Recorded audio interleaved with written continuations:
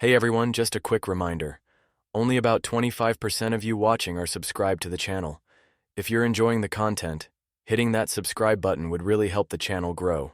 And while you're at it, smash that like button too. It helps a ton, and lets me know you're enjoying the content.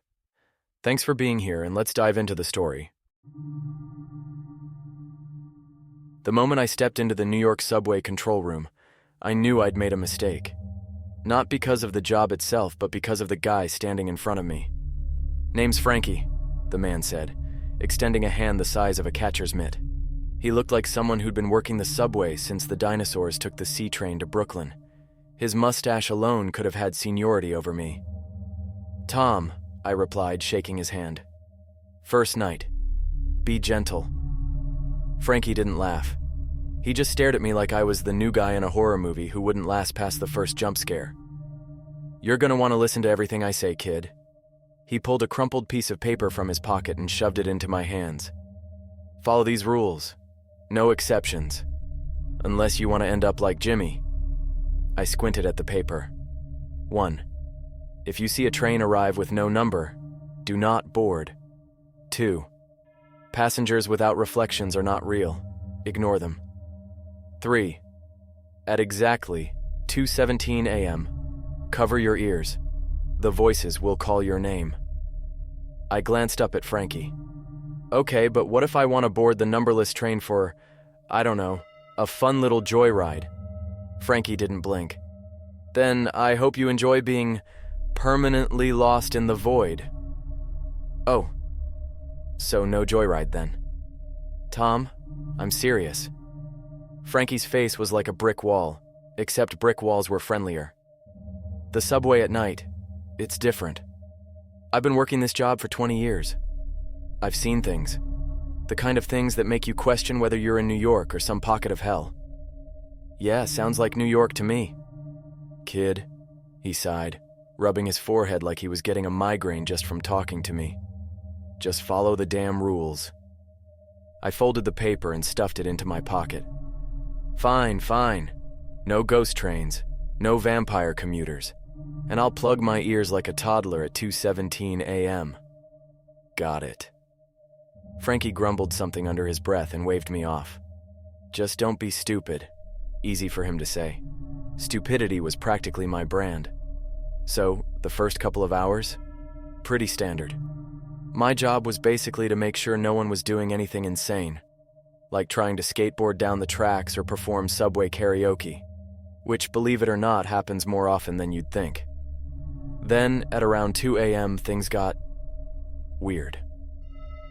I was sitting in the booth scrolling through my phone when I heard the distant rumble of a train, which wasn't strange in itself, except there was no train scheduled at that time. I looked up. A train rolled into the station. No number, no markings, no destination. Just an empty silver body that slid to a stop in front of me. The doors hissed open. Now, here's where any normal, sane person would remember the very clear rule: do not board and follow it like their life depended on it. Unfortunately, I am neither normal nor sane. So of course I stood up, stretched like an idiot, and muttered to myself, "Hey, what's the worst that could happen?" And then, because I'm a certified moron, I stepped onto the train. The doors slid shut behind me. I turned around, expecting them to open again. They didn't. I mashed the open button. Nothing. I tried pulling the emergency lever. Still nothing. The train jolted forward. And that's when I realized I had just made a very, very bad mistake. The second the doors locked behind me, I knew I'd screwed up. The train moved, but it didn't feel normal. You ever ride the subway and feel that jolt when it starts? This wasn't that. It was smooth, too smooth, like I was floating instead of on a track. All right, I muttered, pulling out my phone. No service. Classic. I swiped over to the clock. 2:03 a.m. The lights flickered. Okay. Not great. Not terrible. Maybe this was one of those weird test trains? Like the MTA experimenting with a new no-number train system because numbers were too complicated. Yeah, that made sense. I walked toward the door at the front of the car and knocked. "Hey." This is embarrassing, but I got on the wrong train. Can you let me out at the next stop? Silence. I pressed my ear against the metal. Still silence. Then, from behind me, mind if I sit here? I spun around so fast I nearly pulled a muscle. There was a man sitting on one of the benches, except I knew he hadn't been there before. He was dressed in a suit, the kind of old-school Wall Street power suit you'd see in a 1980s business movie. His hair was slicked back and his face was off. Not in a disfigured way, but in a too perfect way. His skin looked plastic. His smile was just a little too wide. His eyes were a little too flat. I forced a nervous chuckle. Yeah, man. Plenty of seats. Feel free. He didn't move. Just kept staring at me. Then I remembered. Rule number 2. Passengers without reflections are not real. Ignore them. My eyes darted to the window. The train was moving fast. Too fast. The station signs outside were blurring past. Illegible. But more importantly, the guy didn't have a reflection. My stomach did a full somersault. All right, I mumbled, mostly to myself. Cool. Love that. Love a ghost passenger. Very New York. Very immersive horror experience. The man didn't react. I slid onto the opposite bench, making sure to not look at him directly. If horror movies had taught me anything, it was that acknowledging the creepy thing was a one-way ticket to absolutely screwedville. The train rumbled on. I stared at my phone. 2:10 a.m. 7 minutes until 2:17. That was the next rule, right? Cover your ears at 2:17. That seemed simple enough. I tapped my fingers against my leg, trying to act casual. I hesitated. Was it against the rules to talk to him? Did that count as ignoring? Screw it. You, heading home from work? No answer. Just that same frozen smile. I clenched my jaw. All right then. Guess you're not a small talk guy. More silence. The lights flickered again. This time, when they came back on, there were more passengers. My breath caught. There were at least 6 of them now, all dressed in outdated clothes. A woman in a 1950s-style polka dot dress. A man in a janitor's uniform from what looked like the 1970s. A kid wearing a baseball cap from a team that didn't exist anymore. And none of them had reflections. I swallowed. Ignore them. Ignore them. Ignore them. The train lurched. I grabbed onto the metal pole to steady myself. The Wall Street guy turned his head toward me, slowly, like a malfunctioning animatronic. Are you lost? He asked. His voice was wrong. Too deep, like there was something else underneath it, whispering in unison with his words. I kept my eyes on my phone. 2:15 a.m. 2 more minutes. The kid in the baseball cap giggled. The woman in the polka dot dress tilted her head. The janitor cracked his neck. I clenched my fists. Almost there. Just 2 more minutes. The Wall Street guy stood up. I felt my breath hitch. He took a step forward. The others followed. And then, 2:17 a.m. The lights went out, and I heard it. A whisper, a chorus of whispers. Soft at first, then louder. They were saying my name. Tom. Tommy. Thomas. A hand brushed my shoulder. I did the only thing I could. I clamped my hands over my ears and squeezed my eyes shut. The whispers grew. The train shook. And then, silence. When I opened my eyes, the passengers were gone. The train was still moving. And outside the window there was nothing but darkness. I kept my hands over my ears for a solid minute, just in case those whispering freaks decided to make an encore. When I finally peeked through my fingers, the train was empty. No Wall Street guy, no creepy janitor, no baseball cap demon child. Just me. For a split second, I almost convinced myself I was imagining things. Maybe I fell asleep in the control room, and this was one of those ultra-realistic stress dreams. Maybe I had indigestion. Maybe I shouldn't have eaten that questionable gas station burrito before my shift. Then I looked out the window, and my stomach dropped. There was nothing outside. No stations, no tunnels, no graffiti-covered walls, just a vast, endless black void. Okay. Cool. Love that for me. I swallowed hard. All right, Tom. Think. You got yourself into this mess? You can get yourself out. I turned toward the front of the train, the conductor's cabin. Surely someone was driving this thing, right? I jogged down the aisle, half expecting to see another no-reflection ghost dude pop out and tell me my credit score was too low for an escape. But nothing happened. I reached the conductor's door and banged on it. Hey, buddy! Quick question! Where the hell are we going? Silence. I banged harder. Come on, man. You gotta have some idea where we... The door swung open, and the conductor's seat was empty. My stomach tied itself into a sailor's knot. No driver, no controls, nothing. The only thing in the room was a cracked, dusty mirror on the wall, and written across it in smeared red letters were 4 words: "Get off the train." Yeah, no kidding, I muttered. I turned to leave, and froze, because suddenly I wasn't alone anymore.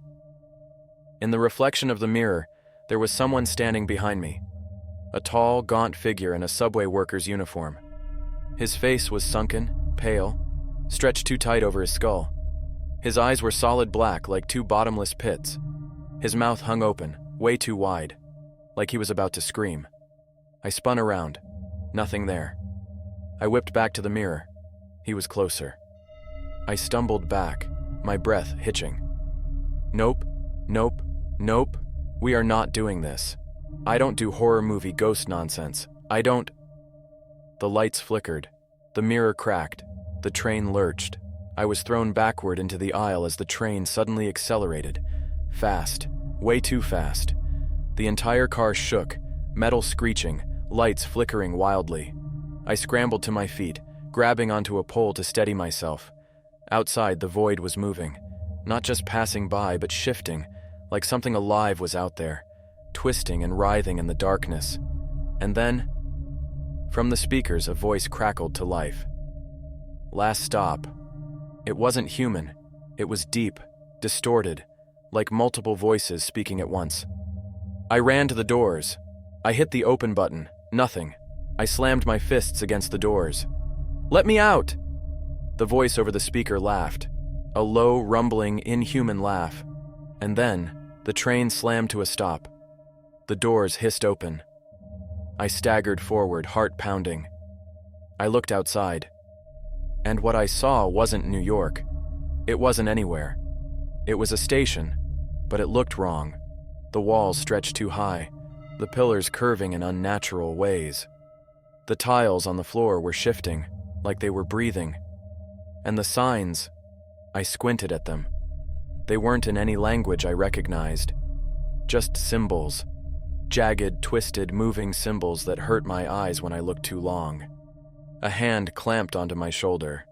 I turned, and standing there, inches from my face, was the conductor. Only now his mouth was grinning, and he had too many teeth. The conductor's hand felt wrong, too cold, too solid, like I was being grabbed by a statue instead of a person. His grin stretched wider, exposing rows of jagged teeth like broken glass. I did the only logical thing. I punched him in the face, which in hindsight was probably not the best move. My fist connected, but it was like hitting concrete. Pain shot through my knuckles and the conductor didn't even flinch. His grin didn't change. His other hand shot out and grabbed my wrist. "You need to leave the train," he said. His voice wasn't natural. It echoed, layered over itself, like a chorus of people speaking at once. "Yeah, buddy, I'd love to," I grunted, trying to pry myself free. "But this isn't a station. This is some kind of Lovecraftian nightmare, and I don't..." His grip tightened. "You need to leave the train. Now." Something in his tone sent ice down my spine. I looked past him. The train car was changing. The walls were melting, turning into something organic. The metal poles were twisting into bone. The seats were no longer plastic. They were flesh, and they were breathing. Okay. Time to go. Fine, I'm leaving. I yanked my arm free, stumbling out onto the platform. The tiles beneath my feet were soft, like stepping on damp meat. The doors slammed shut behind me. I turned, and the train was gone. Not like it pulled away, not like it faded. It was just gone. I spun back around, scanning the station. The walls pulsed like lungs. The ceiling stretched too high, too dark. There were signs, but none of them made sense. Just moving symbols that gave me a headache if I looked too long. And then, I saw them. The passengers. Dozens of them. They stood on the platform, staring at me. The Wall Street guy, the baseball cap kid, the janitor, and more. So many more. People in ancient clothing, people in futuristic outfits. People who looked like they belonged in different centuries. And all of them had one thing in common. No reflections. A cold sweat broke out down my back. I took a step backward. The passengers took a step forward. I took another step. They matched it. Their eyes were wrong. Flat. Empty. Like they weren't really looking at me but through me. A voice whispered in my head, "You are one of us now." Oh, hell no. I turned and ran. The platform stretched endlessly. There was no exit, no stairs, just more passengers. I sprinted, heart hammering until my legs burned. The passengers didn't chase me. They didn't need to, because no matter how far I ran, they were always the same distance away. The platform was looping. I was trapped. Panic clawed at my chest. I had no phone, no weapons, no plan. Then, out of the corner of my eye, a door. I skidded to a stop. A single, rusted door, barely visible between two pulsating walls. I didn't think. I didn't hesitate. I bolted for it. The second my fingers touched the handle, a scream tore through the station. Not human, not animal, something worse. The platform shook, the passengers lurched forward. I yanked the door open and threw myself inside. And then, everything went dark. Darkness swallowed me whole. For a second, I thought I was dead, that I had just run straight into some void and poof, end of story. But then, I landed. Hard. I groaned, pushing myself up. The ground beneath me was solid. Not flesh, not moving tiles. Just concrete. I blinked. The darkness faded. And suddenly, I was back in the subway station. The real subway station. Fluorescent lights flickered overhead. The smell of garbage and piss hit my nostrils like a warm, disgusting hug. A rat scurried past me, dragging what I really hoped wasn't a human finger. I turned, gasping for air. The station was empty. No breathing walls, no eerie passengers, no infinite platform of doom. Just the New York subway at night. I looked around, my heart still hammering. I checked my phone. 2:45 a.m. Somehow I was back. Somehow. I had made it out. I let out a shaky laugh. Holy shit. A voice behind me nearly made me jump out of my skin. "Hey, kid." I spun. Frankie. He stood at the entrance of the station, arms crossed, staring at me like I was a particularly disappointing reality show contestant. I staggered toward him. "Frankie. Damn, man, you won't believe what just happened to me. The train, the people, Frankie held up a hand. "Yeah, I believe you." I blinked. "Wait, what?" He sighed, rubbing his forehead. "You took the train, didn't you?" Okay, yes, but in my defense, it looked totally normal." Frankie shook his head. "Kid, everyone thinks that. That train's been showing up for decades. It don't belong here. Never has. It's something else. And once you get on, you usually don't get off." I swallowed hard. "So, why did I..." Frankie studied me for a moment, then reached into his pocket and pulled out a crumpled up list. He held it up. The rules. "You followed him, didn't you?" he asked. I nodded slowly. Yeah, I did. That's the only reason you're still here." I exhaled, shaking my head. Frankie, man. Why the hell didn't you just tell me what was going to happen? He smirked. Would you have believed me? I opened my mouth, closed it. Yeah, fair point. Frankie clapped a hand on my shoulder. Come on, kid. Let's get you some coffee. I let out a weak chuckle. Does it come with a shot of whiskey?